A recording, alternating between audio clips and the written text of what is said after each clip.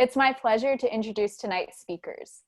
Talia Lavin is every skinhead's worst nightmare, a loud and unapologetic Jewish woman, acerbic, smart, and profoundly anti-racist, with the investigative chops and tactics and ideologies to expose the tactics and ideologies of online hate mongers. Moderating this evening is Liz Lenz, columnist for the Cedar Rapids Gazette and author of Godland, a story of faith, loss, and renewal in Middle America, and Belabored, a vindication of the rights of pregnant women. In Culture Warlords, Lavin explores the intricacies of how white supremacy proliferates online, revealing the extremists who hide in plain sight. Incels, white nationalists, white supremacists, National Socialists, Proud Boys, religious extremists.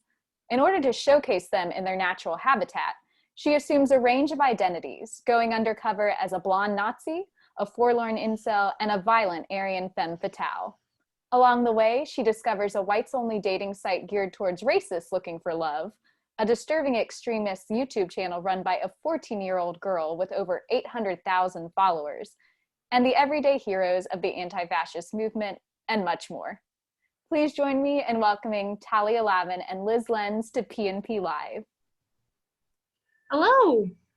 Hi, yay. There's so many people here and we have so much to talk about. So just gonna reiterate what Julia said, drop your questions in the Q&A. We will get to them, but first we need to, I have some things I wanna ask Talia. For those of you who haven't read the book, and many of you haven't because it's not out yet, the book is very much, Talia goes in and does in this profoundly beautiful way, because her writing is just perfect, and talks about being both the subject and the object of online hate, and does it in a way that makes it real and makes it very prescient. So just keep that in mind as we have our conversation, and if anything's unclear, again, drop it in the QA. We'll clarify and answer some questions. But first off, those of you who read the excerpt of the book know that Talia went undercover at a whites-only dating site, and her identity, which she assumed was as a traditional trad lady who was blonde, named Ashlyn. Yes, from Iowa, which I am sitting in Iowa right now. And my first question to Talia is, how dare you?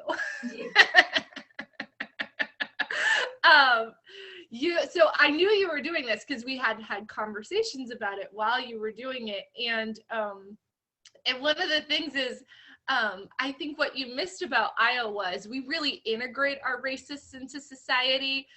We did vote for Steve King multiple times, so they're not like a fringe element here. They really, Yeah, no, I mean, Ashlyn was more of like maybe more of an Idaho gal. yeah, I think maybe you forgot that we don't make potatoes. Yeah, well, I like what she was like, grew up on a racist compound kind of thing, and I think that's more Idaho's bent. I was just like, probably a lot of these people will be from Idaho, and I don't want like to have to dodge meetup requests. I should also say it was extremely funny. So this excerpt came out in The Nation about Operation Ashlyn, kind of this going online on whitedate.net, and whitedate.net came out and was just like, this is terrible. Like they were really mad, and they were like, we can't guard against really crafty liars and cheaters, and she's this anti-white Jewish woman and like subverting our race, and got 100 messages from men looking for a perfect trad wife. And I'm like, did you set out to advertise my book? Is that was your goal, to tell me that this book is going to piss off Nazis? Because the other thing I should clarify for the chat is I'm holding an emotional support sword. I'm holding emotional support bourbon, so yeah, I'm cleaning my nails with my sword. So I'm doing to stay calm. Well, you're doing amazing, and the book is amazing, and and because it's not out, and no one has read it, I can be like, it's actually the greatest work of Western literature. It's like I've read it. Melville, like, sit on a carrot, Hemingway. It's Talia Lavin's hour.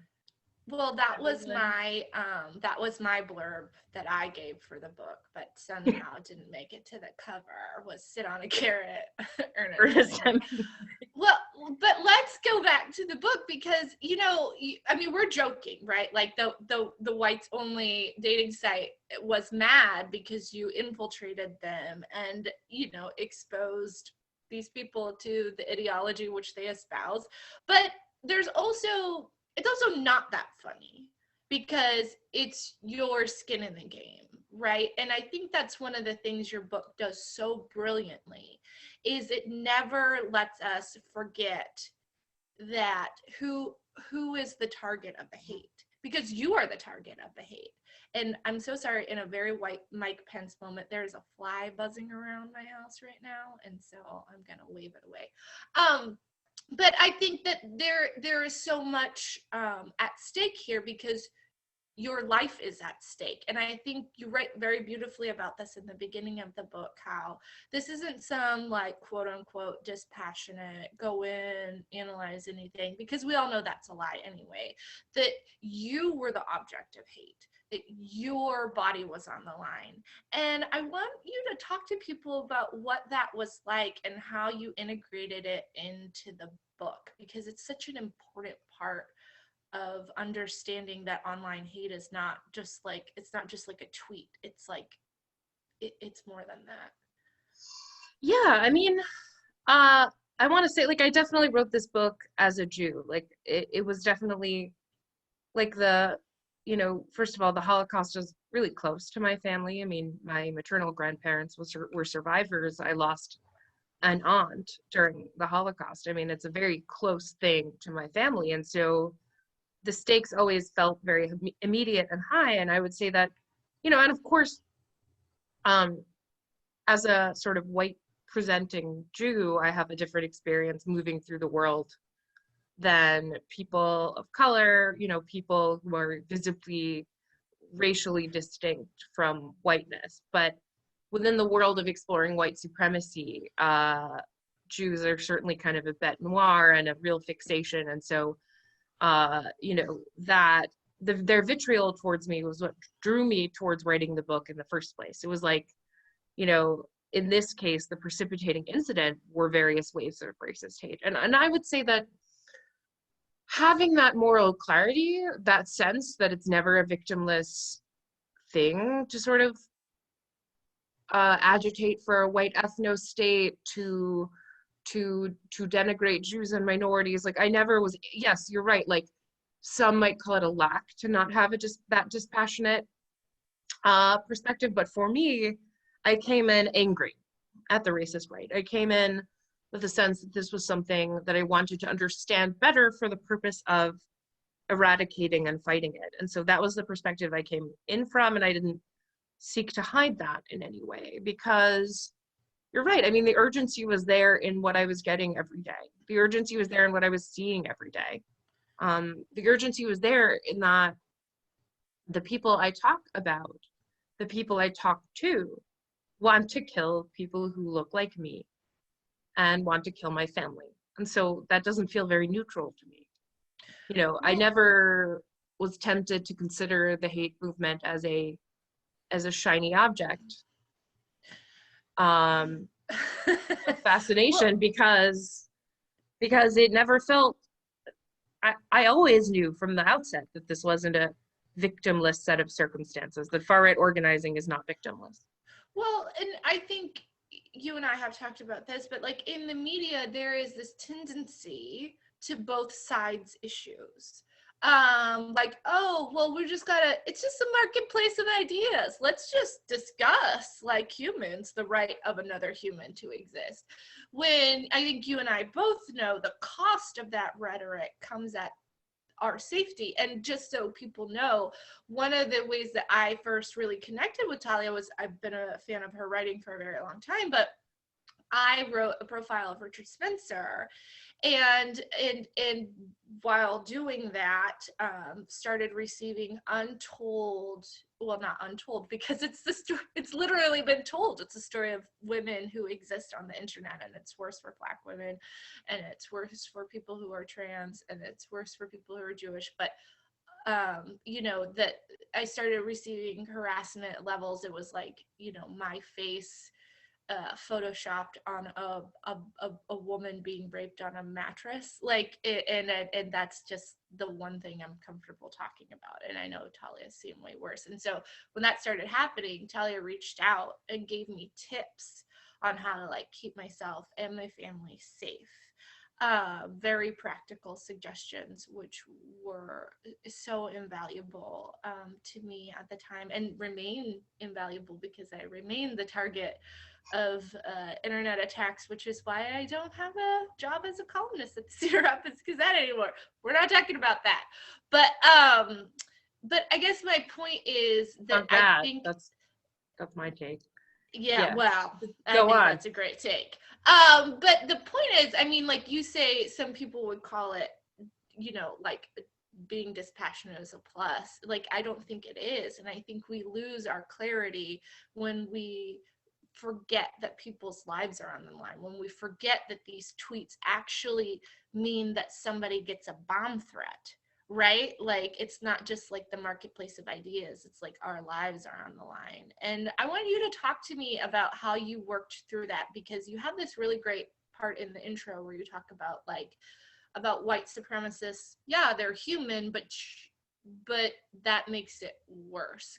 So talk to me about the quote unquote humanization of the people, and what you kind of grappled with in the work there.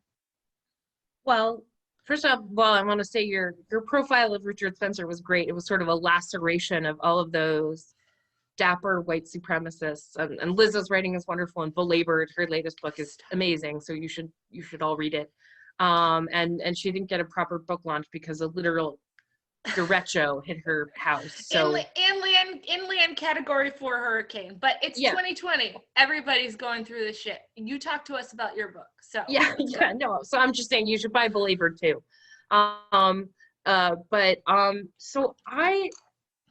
So first of all, my sort of self-coinage, if I ever write some sort of pithy piece about the ways in which the members of the national press approach not just white supremacy, but any number of morally pressing issues that have a lot of human collateral, I call it moral toddlerism. It's sort of this stance in which you, like the sort of proper journalistic stance is to be perennially surprised by everything. It's as if in order to obtain the status of, you know, objective journalist, you have to be a sort of Prometheus whose memory lobe gets eaten by an American flag-draped eagle every morning. Well, my, certainly am shocked that Chuck Grassley would be a hypocrite. Never saw that one coming. My Lord. Hypocrisy and will to power in my Republican Party, I can't imagine it. But never seen it before. but so I have sort of two answers. So it's like there are two answers here. I feel like there are two questions folded in your question. One is like, how do you avoid humanizing the subject when you're talking about white supremacists? You know, how do you stay out of the dapper fascist trap? So to that, I'll answer a lot of the sort of shock. So for example, like the New York Times had a really atrocious and widely mocked profile of a white supremacist named Tony Hovetter. And basically the upshot of it was like, he's a normal guy. He has a house. He cooked spaghetti. And I'm like, yeah, like it's not a shock that a white supremacist would own a house and like be able to cook spaghetti without like spontaneously jizzing a swastika onto the kitchen wall. Like these are human people who make human choices. And I don't think that's redemptive. I think that makes them all the more despicable. You know, I think that you have to approach them as people who have made a series of human choices to continue to engage in hate and to inculcate a worldview propped up by hate, surround themselves with hate and inflict that hate on others.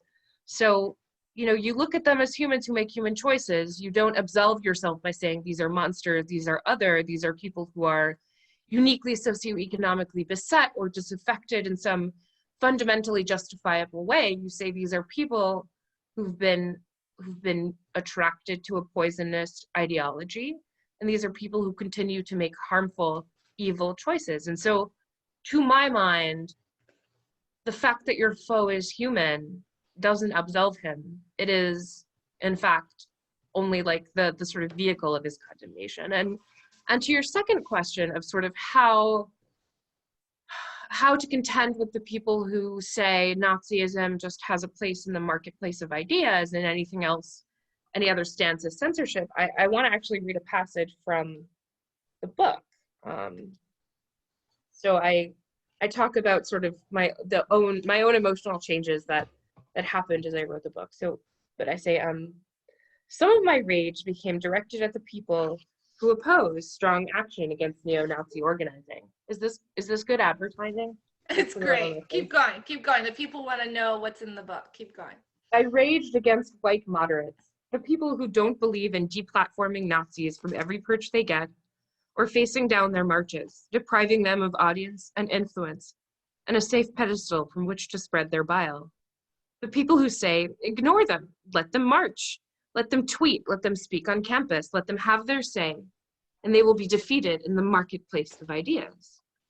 The people who bill themselves as reasonable, who say, let them air out their arguments.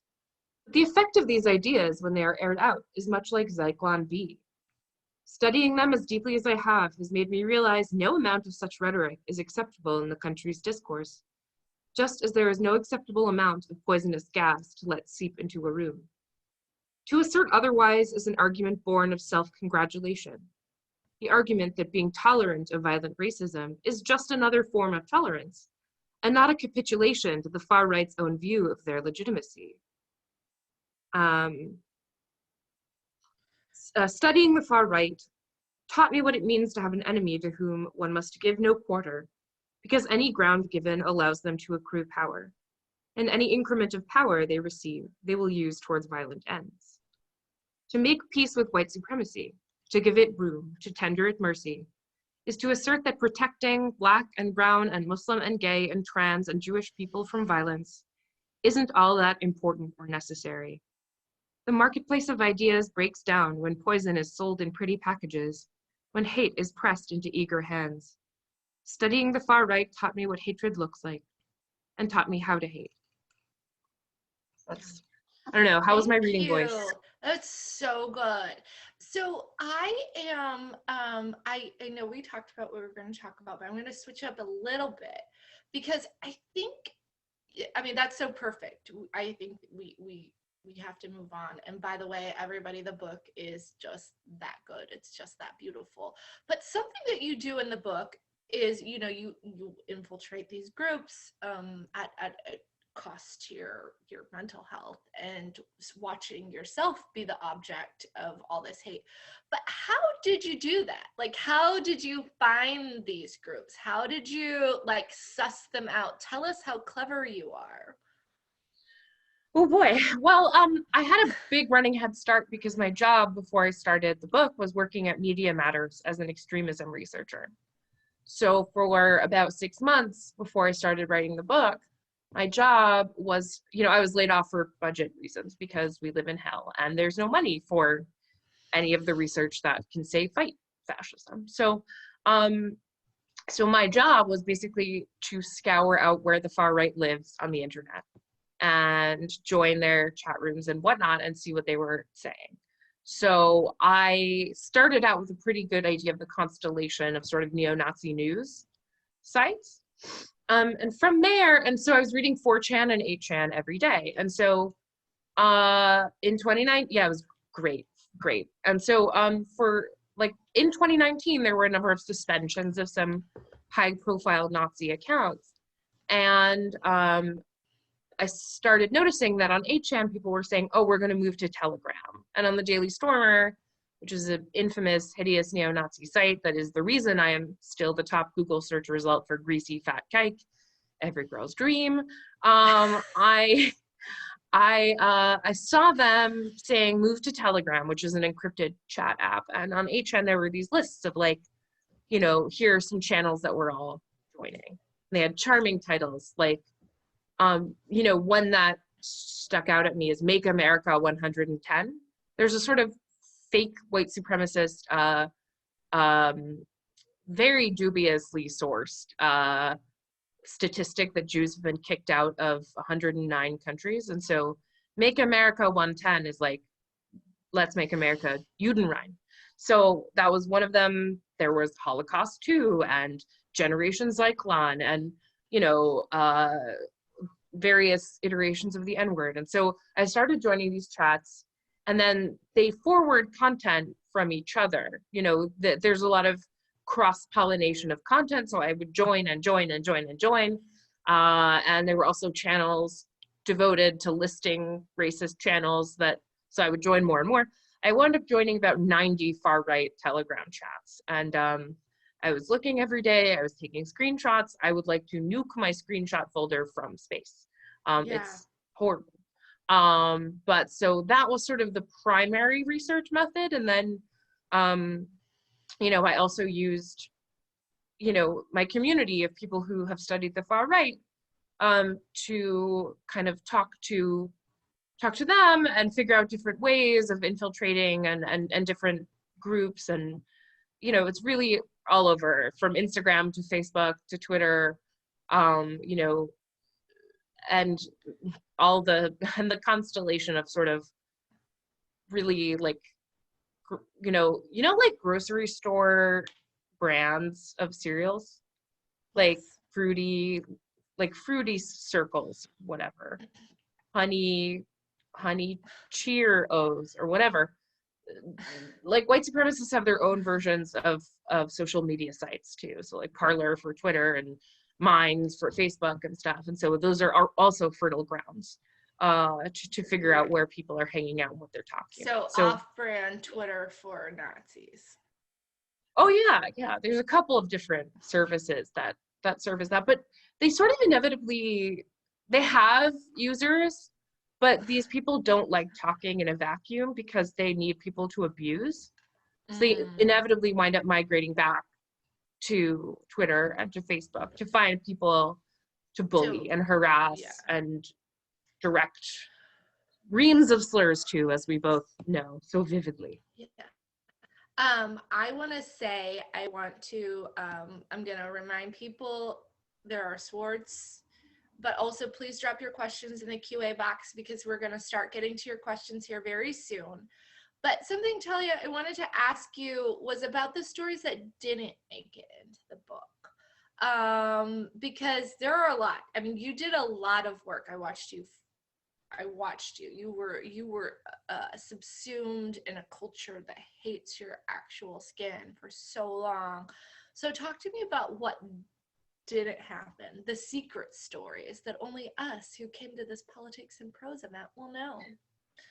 It's just you, me, and 144 other people. 144. Hey guys. Hello. Hello. No, yeah, there are a couple of personas that made it into the book. There's like my incel persona, Tommy O'Hara. There's another Tom. I don't know why Tom was my like white supremacist dude name. I think I have just some weird New York Jew ideas Devin. of like middle America, but just like Tommy felt like such an innocuous white guy name. Blake, Aiden. Okay, anyway, keep going. Whatever. So there were the various Tommies, my two like female Nazi personae, one on White Date and one like for another seduction and busting plot. But I also had other personas that didn't make it in, like whole ass, like backstoried personas, including a white supremacist woman I was like trying to infiltrate the sort of world of trad wives. They're just like a little less dumb than their male counterparts, or like a little less aggro or whatever. And they were like, can anyone vouch for you? And I was like, I would have done it. Like, has anyone met you in person? And I'm like, so that didn't make it in, but I did try quite hard to make it into the world of white supremacist women. It was a little less successful, though. If you're looking for a book on the topic, Sayward Darby's Sisters in Hate is a wonderful book. Yeah, for sure. But one of the funnier things, so there's a cult. It's a sort of a weightlifting based cult called Operation Werewolf. And Operation Werewolf is sort of the feeder operation that kind of encourages people to be pagans who weightlift. And their like whole thing is very fascist. Like their slogan is blood and iron. It's like not that subtle. But then the sort of the super group of like people who graduate Operation Werewolf is called the Wolves of Finland. They're sort of really connected to sort of like white supremacist use of Norse iconography. And they're connected to like one of the members of the Wolves of Finland was allegedly involved in the arson of several Black churches. So they're pretty serious about the whole white supremacy thing. So I joined the Operation Werewolf chat. I was like trying to get in, and this was me early on trying to get in through the front door, saying, I'd love to come to your summer solstice ceremony. There's one like near Albany, and you know, as like a journalist. And so I was talking with this guy, Luke McKenna, for like weeks, you know, trying to persuade him. And eventually he said, oh, like the elders have decided they won't permit you to come to our summer solstice ceremony. And I was like, you know, fuck, oh man, like, how am I going to do this? And that was sort of one of the spurs to start doing this sort of more gonzo stuff. But then quite recently, actually, I had some Nazis going after me on Instagram of all places. And I saw the same guy, Luke McKenna, being like, this bitch, like she kept trying to come to our summer solstice ceremony. Like we would never allow Jews. So I was like, okay, way to validate my initial thesis that you guys are a fascist weightlifting pagan werewolf cult. So yeah, that's one of the near misses that I had. Yeah, I mean, I think those are two stories. There are more, but those are the two that come to the top of my head. Those are so great. And I think we're all the richer for knowing them. I'm gonna start asking questions from the Q&A, and I'm gonna pick up this one by Donna. And I'll just not say last names in case people because we want to care about people. So Donna asked a question that I actually have on my list to ask Talia, so that's why I'm picking it. Donna, thank you. Is she asked, what did you learn about these people that surprised you? And you know, my kind of question is was what should people know about white supremacists? So take it away, Talia. So I think because I had been so immersed in this world, there was very little that sort of really surprised me. But as I've been saying for like the entirety of the Trump era, appalled is not the same as surprised. I will say one of the sort of biggest blows against the sort of toothless Cletus in his mother's basement, you know, ranting unemployed masturbator image of the white supremacist that is so, I think it's a form of sort of self-absolution when people cling to that stereotype. You know, the sort of average politics and prose live event attendees say, might not want to think that someone they know or someone in their nice neighborhood or someone who they might respect or admire could share these ideas. But in point of fact, there is quite a large socioeconomic spread within the white supremacist and white power movement. And also educational attainment, you know. And so one of the things that sort of consistently was fascinating to me was the level of sort of cultural exchange within these groups. So you had them trading PDFs of books all the time, and not just, you know, the Turner Diaries and Mein Kampf, although those were perennially popular. There were also books by sort of obscure interwar fascists. There were 19th century phrenology texts. They frequently produced audiobooks for each other. So they would take these like obscure texts, you know, because the internet is a great wide open field, and because so many, you know, of these texts that basically, you know, are eugenic or race science or whatever from the 19th century are in the public domain. There's a lot of trading of those texts, including the creation of audiobooks, and that was pretty fascinating to me. I listened to it. You know, they were educating one another. They had proof texts from history, you know, both modern and less, you know, and 19th century and even earlier, that they were eagerly trading with one another as sort of a historical imprimatur for their current beliefs. And so that was interesting to me. Yeah, that these are just the polo clad wearing country club members, that, you know, it's not just poor people, right? It's everybody. Yeah, no, I mean, I would say that just like the main message, one of the messages I want people to take away is that no socioeconomic class, no geographic area, and no level of educational attainment has, you know, is like a predictive or sole factor in someone joining the white power movement. That you can be highly educated, you can be prosperous, and you can join these movements and you can espouse this level of hate. So we can't just like educate it away or you know, use it as a means to further demonize people who are poorer than us, because not only is that not fair, it's not accurate, and it damages our ability to fight this movement effectively. Yes. So an anonymous viewer asked, I assume you were not at all surprised by the recent government or by the recent kidnapping plot in Michigan, governor kidnapping plot in Michigan.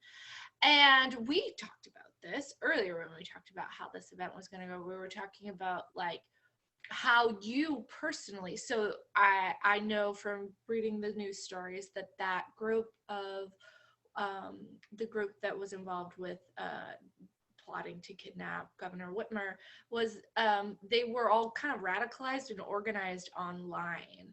And while you haven't done, I mean, your book doesn't focus a lot on militia movements, but you do. What is that process of online radicalization, and what can you tell us about it that we ought to know?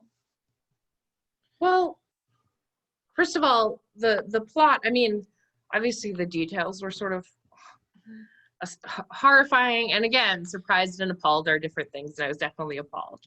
I would say, like, so I'll answer two questions. Like, one is the sort of why such a plot would happen, and can we anticipate similar things in the lead up to an immediate aftermath of this really wild election. And so one of the things that I think people, you know, could take a look at or is the doctrine or philosophy of accelerationism. And that's a term that basically means, in the context of the far right, the idea of hastening civilizational collapse, of undermining and collapsing the government, with the goal of then ushering in this utopian white ethno-state, with the goal of then being able to carry out ethnic cleansing. And so this is a really common motif that's thrown around on the far right. And it's also one that has gained increasing power over the last few years, as there's been some disenchantment with Trump and with the ways in which certain elements of his government are sort of more conventionally conservative. And the fact that he's cozy with some Jews, you know, like he has Stephen Miller and Ivanka and Jared. So there's this, and the whole moving the embassy to Jerusalem was definitely done for the benefit of evangelicals, it still signaled to many white supremacists that he was simply like a slave of the evil Zionists. There's been some disillusionment with Trump, in short, and so a move away from electoralism and towards accelerationism. So I would not be surprised, unfortunately, to see more and more accelerationist violence in the lead up to and aftermath of this election, especially if it's tight and contested.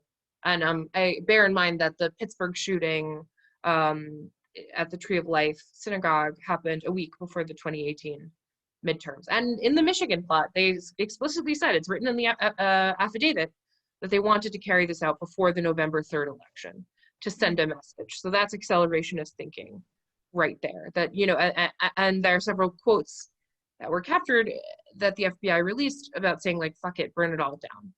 And so that's what some of these people want to do. So, but to get back to your other point about radicalization, how do you get to the point where you want to burn everything down? I think it's a slow process for some people. Others are more primed. Either way, like, and as we said earlier, it's an accumulation of human choices. It is a slow and steady accumulation of human choices towards inculcating hate in yourself and directing it at others. But it often starts with YouTube is a huge entree point. It often starts with things that seem innocuous, like misogyny is a huge entry point. So you have this class of people, I call them launderers in the book, people who launder far-right ideologies with slick production and sort of videos you wouldn't be embarrassed to be watching in the living room. But that through a combination of both algorithmic guidance and through the fact that there's often a lot of cross-pollination between far-right channels. You know, they purposely network with one another and often invite more extreme guests onto less extreme channels. It's sort of a rabbit hole that you get drawn into. And once you're safely ensconced in a worldview in which your grievance as a white man is the primary way in which you interact with the world, then, you know, it's very easy to have that congeal into hate. Yeah. That's my quick, slick take on that. Yeah. And for more information, please read the book. So I have a whole Fiona chapter asked, on YouTube and radicalization in the book. it's a great chapter. So Fiona is asking, where do you think Trump advisor Stephen Miller fits in the constellation of these hate sites, and what do the people on these sites make of Jared and Ivanka being Jewish? Great question. Thank you, Fiona. Yeah, and I think I partially answered that just now. But so Stephen Miller, Michael Hayden of the Southern Poverty Law Center did a really great exploration of Miller's own rather obsessive love of hate sites. That he, you know, was corresponding constantly with this Breitbart editor who leaked, you know, all of his email correspondence with her. And he was recommending content from explicitly white supremacist sites like VDare and American Renaissance. And so, you know, Stephen Miller is a white supremacist, and that's not even like a question.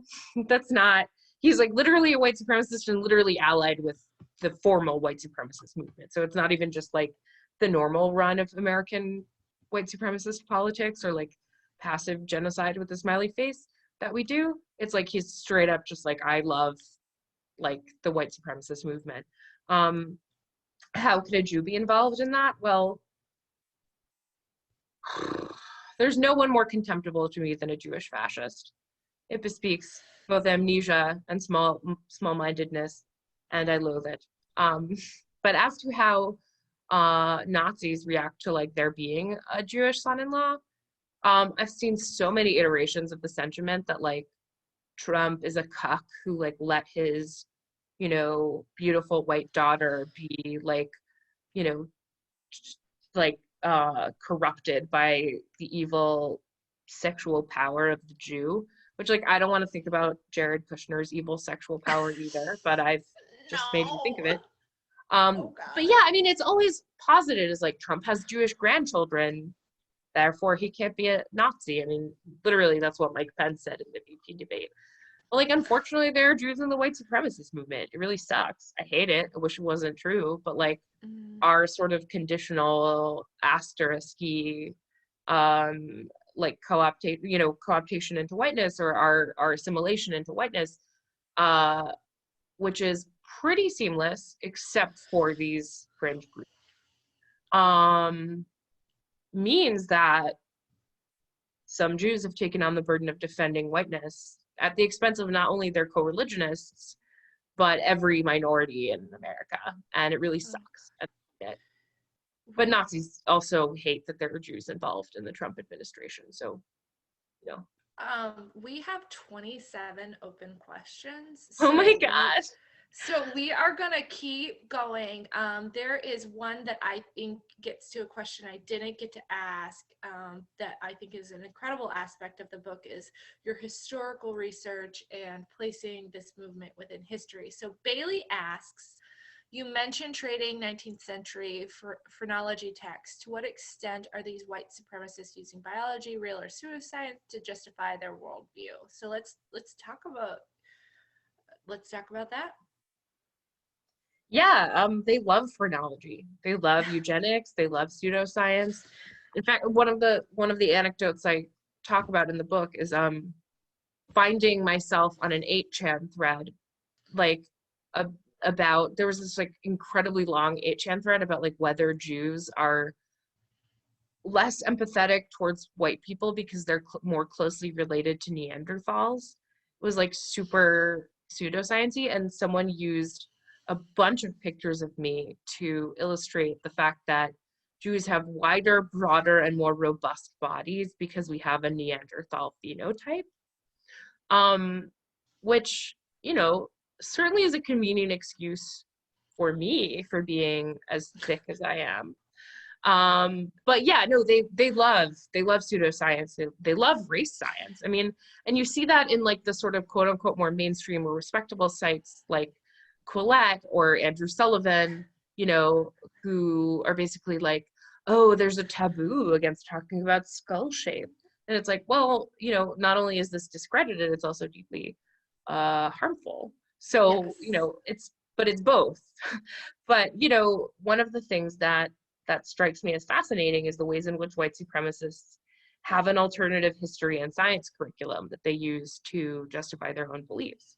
And the ways in which eugenics was so fucking mainstream in America in the 19th and early and mid 20th century.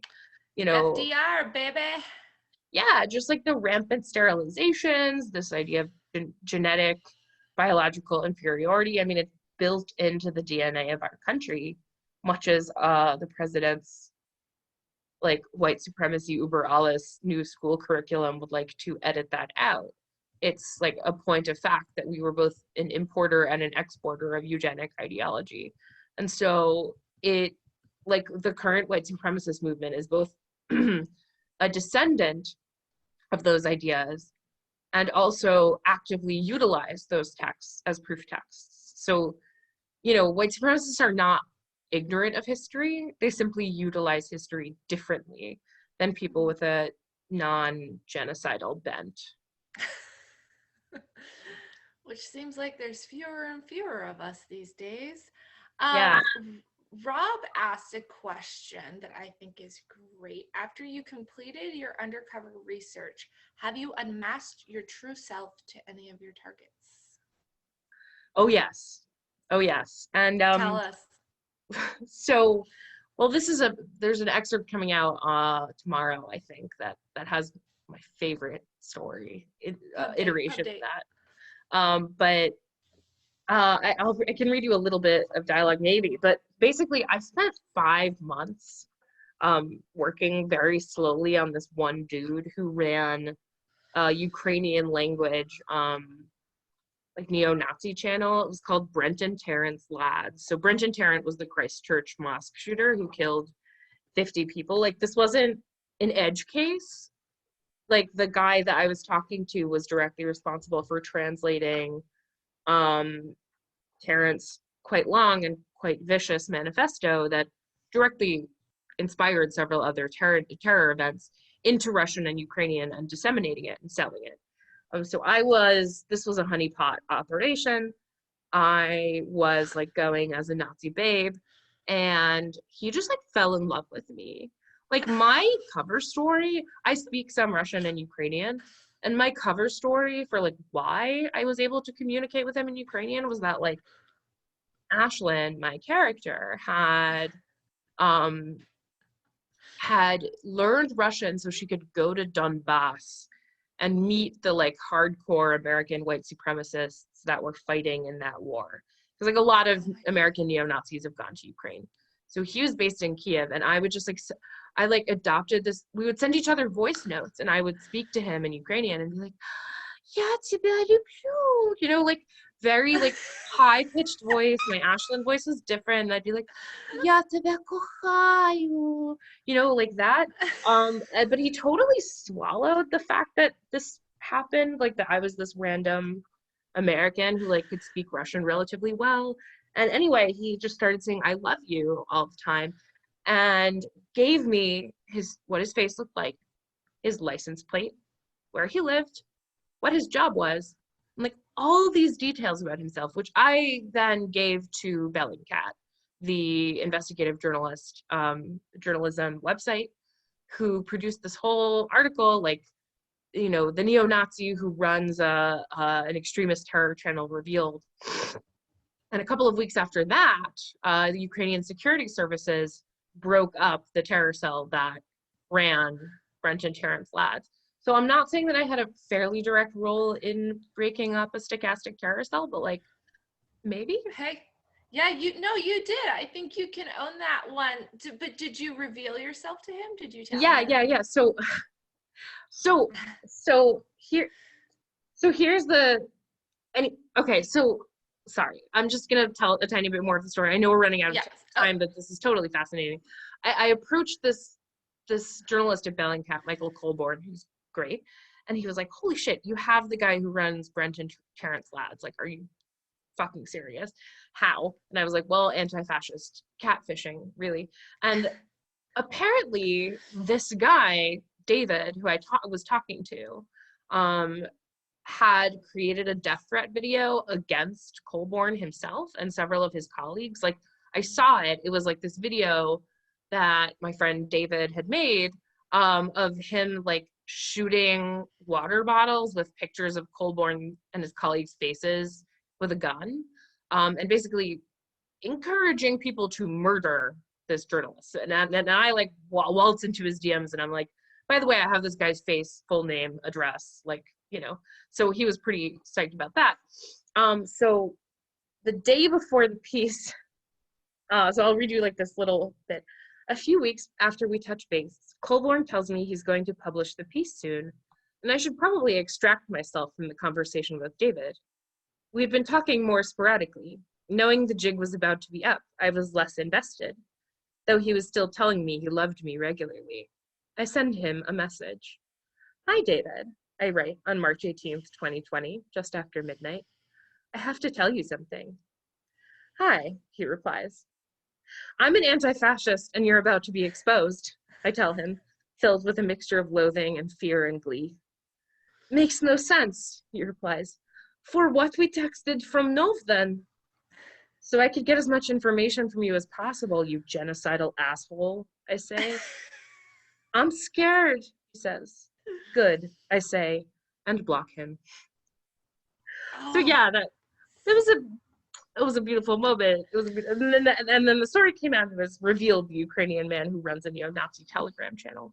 He started pretending to be his own mother online, being like, "Oh, David apologizes," and like, but it's Bellingcat. They're fucking ninjas of like OSINT, and they figured out it was him really fast. And also, he tried to bribe them, which I thought was funny.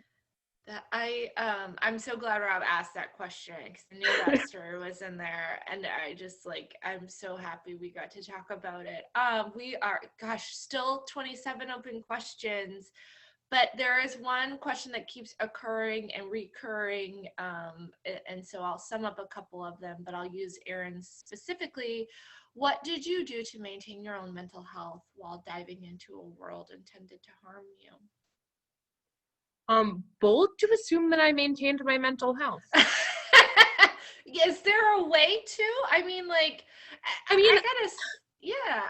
Well, like, my mom told me to stop saying that I'm mentally ill all the time. I think it makes me more relatable, especially in 2020.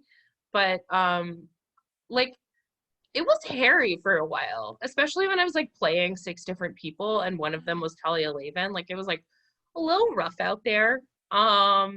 I did start collecting swords at that time. So that was oddly helpful as a psychological coping mechanism. Like, look at this little stiletto. If anyone tries to come get me, I'll do that. Swords. She's got swords, people. I do. Yeah, no, I have a panic disorder. I have agoraphobia. They've both gotten worse. But what I did have as a super weapon, and one I think that from close observation of neo-Nazis they absolutely don't have, is I had camaraderie. I had comrades. I had, especially, there's a group of women, the Anti-Nazi Femme Collective, that I talk to every single day, all of whom have cover the far right in various ways, activists, researchers, academics, reporters. And I was just able to unburden myself and talk to them and gain their support and support them. And like, that was really a mechanism of sanity. Like, that we knew we were in this fight together, that we all had the same worm brain and like, had Nazi slogans pulsing under our skins, and we could talk to one another about it. And so we had that solidarity that I think is the greatest weapon of the struggle against Nazism, is caring about one another, fiercely loving one another. Yeah. And I'll say that I know firsthand that you've helped out not just me, but other people who have also been targets. And so I think that is. Yeah, it's really sad to me, but I have talked through, at this point, I think there's like a word of mouth thing. Yes, there is. I've referred you to a few people, or referred a few people to you. Yeah. Where like I've talked like at least 10 women through the process of like having the roof torn off their life by Nazis. Yeah. And just like done that sort of checking in. How are you doing? Here's some practical tips. Like, here's the emotions you're going to be feeling. And it's like really fucking shitty that this happens every day, because it is a bilious machine that just like finds new fodder every day. Yeah. In my case, I try to deflect a little of it towards myself because I have a pretty rhino hide. And sometimes I like will court it a little. Like when they've been really mad about this tweet I made like last year where I was like, raising a cup of farm fresh cultured buttermilk to the inevitability of white genocide. And they got really mad and thought I was like super serious and that white genocide is real. But I'm like, anyone who's mad about that is already a Nazi, so awesome. There's quite a few questions that I think a few people asked, and since we're kind of running out of time, please. Well, Julia, is it okay if we take like 3 more questions? Or? Well, I'm gonna wrap 3 questions up into one. Here we go. So Karina, an anonymous viewer, and then Alyssa all basically want to know, what can we do to fight hate? Like, and I'll ask Alyssa specifically, based on your experience, what would you suggest be done to combat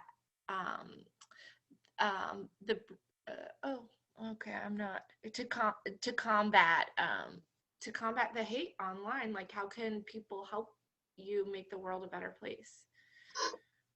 So the 2 concluding chapters of the book are about anti-fascists, Antifa, the dreaded Antifa. And I consider myself an anti-fascist. It's like an hour into this talk, so if that makes you quit in a huff, you have already been subjected to my anti-fascist dogma. But I think one of the most interesting aspects of Antifa, and that rarely gets discussed, is the role of research in Antifa work. That so much of it is about figuring out, okay, who are the organized racist movement members in my town? Or I see someone acting the fool online, harassing women, harassing people of color, using slurs. How do I figure out who they are? And there's a set of tools. Anti-Fash Gordon is a great account to follow if you want to learn more about OSINT, open source intelligence. Most people are pretty dumb about covering their tracks. And one of the major things that lets people feel they can get away with stuff is anonymity. And the other thing is that because we've had a nakedly white supremacist fascist in office for 5 years, or campaigning and then in office for 5 years, the social cost of naked racism has been eroded somewhat. So the two things we can do, I think, is to stand uncompromisingly against racism, to bring that social cost back, to say, stop giving second chances to people who exhibit this behavior, to stop making excuses for them. So to make sure that there is a social cost to racism, because to drive it back into the dark, you need to impel it to be driven down. And second of all, you too can become an anti-fascist detective. And I've written an article called How to Be an Anti-Fascist from Your Couch that sort of offers some more direct practical suggestions for how you can start from your hometown, start with your community. To be an anti-fascist is to defend your community against organized hate. And so start with your hometown, start with your circle. Someone is posting crazy on Facebook, figure out, you know, are they using slurs? Are they a member of a hate group? And should their employer know about it? You know, like, you can impose cost to the things that people do. You are not disempowered. You can be part of the fight. And in order to do that, you have to take on that mantle. You have to be ready to say, no, racism doesn't have a place in the marketplace of ideas. Nazism has no place in the marketplace of ideas, and to put some muscle behind your work. And yes, it does involve some personal risk, but we are at a time when, a moment in history, when what is worth more risk than fighting organized hate? Yeah.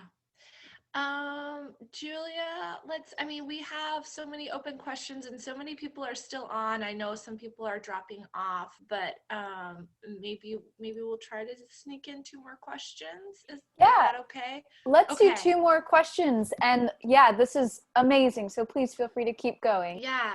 And I know we're just so grateful for everybody who's tuning in, and please continue to buy Talia's book.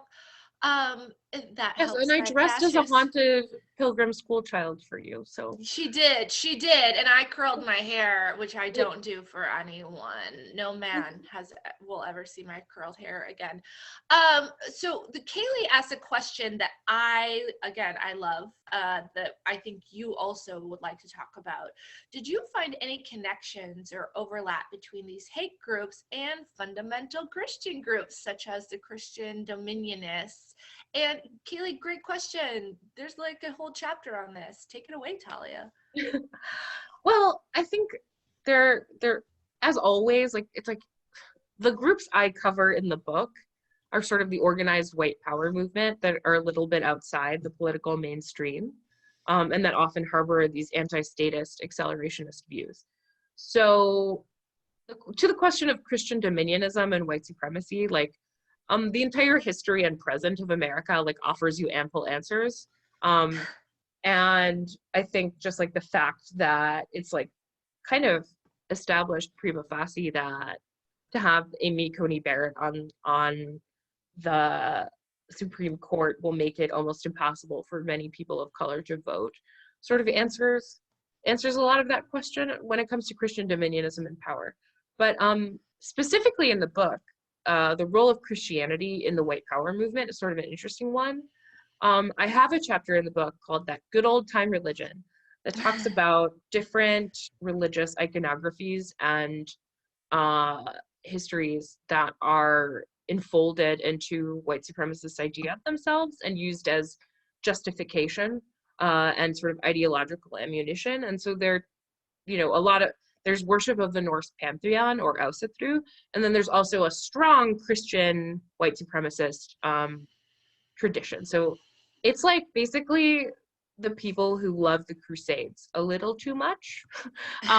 Like people who fly a Templar cross, use the slogan Deus Vult, God wills it, which comes directly from Pope Urban II, who was presided over one of the earlier Crusades. And so they use love of Jesus, you know, they use this sort of form of fascist Christianity as, you know, a linchpin to an ideology of wanting a white Christian country. They say we don't apologize for being white Christians. And they also use the tradition specifically of the Crusades as almost like the way neo-Confederates use like the Civil War as like sort of a lost cause, that they anachronistically view it as a racial conflict between the whites and the swarthy other. So they cast it as a civilizational conflict between brave, noble, masculine white warriors and swarthy infidels. And so they cast Islamophobia and fear of migrants and this whole white genocide were being replaced by people of color conspiracy theory. And they use the Crusades as sort of the great historical mythos that they're hitching their wagon to.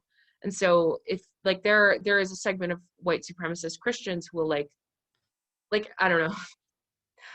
One example is like, so sometimes I knowingly bait white supremacists because I know they're always watching me. And one of the sillier things I did was like, I was making fish sticks for my my baby relatives, and there were 2 fish sticks in the shape of a cross that like had just come out that way from the package, and I roasted them, and I was like, I like held it up with like a slight bite out of it, and I was like, once again I will destroy like Jesus in the name of my people, which was maybe not the most politic or tasteful thing to do, but I never claimed to be either. But the response was amazing. It was just like hundreds of white supremacist Christians coming after me and just saying like, don't you see, this proves our point about Jews? Don't you see, they're like the most evil? And I'm like, it's fish sticks. It's fish sticks. Like, calm down. But yeah, like I you know, when white supremacists attack me, there's always like that one guy who's like, you killed Christ, or like, what do you think of Jesus Christ? There are people who use their Christianity as a weapon, for sure, and they're like a pretty big part of the white supremacist community. Olivia asked a question that I really like. And let me find it. Oh yes. Do you think it's worth getting into online arguments with people on the far right? Ooh, I don't know, man. Like, as always, I don't always practice what I preach. Like, I ignore most of the comments I get, but sometimes I'll bait the trolls because, you know, it's not like ignoring them makes them go away. I think that rarely will you change hearts and minds through like, you know, share like volleys of insults on Twitter. I think it's more useful to like coax out some personal details and maybe figure out who they are in real life. But that's just me. Yeah, I mean, I think if you want to whet your teeth against like what arguing against racism feels like, by all means, just don't expect to make converts necessarily. That way, it's very difficult to do because they're ensconced in an entire world of propaganda that like you neither know of nor can touch. But you know, if you must engage, get as many personal details as possible and figure out where they work. What a great note to end on. Talia, your book is so good. Liz, your book is so good too. Oh, shut up. Nobody gives a shit about my book. And thank you for writing it. Thank you for putting yourself through some really tough shit to make the world a better place. And I think we all appreciate you. And that's why the people logged on, because we are excited for your book. We're happy for your work. And we all want this world to be a better place. So thank you for making it. And Julia, over to you. Of course. Thank you so much, Talia and Liz, and many thanks to our audience who are out there engaging with this discussion. Your patronage and dedication enable us to bring you this kind of live programming, and we wouldn't be able to do it without the book sales to support it. So please, if you can, follow the link to purchase Culture Warlords from Politics and Prose's website. You can also go to politics-prose.com. And for more of our live events, you can check out our full events calendar and take your pick. It's going to be a really exciting fall. We will all see how it unfolds. From all of us at Politics and Prose, stay safe, stay strong, and stay well read. And we will see you next time. Bye. Thank you so much. And it comes out tomorrow. Oh my God. Tomorrow. Book launched. Bye.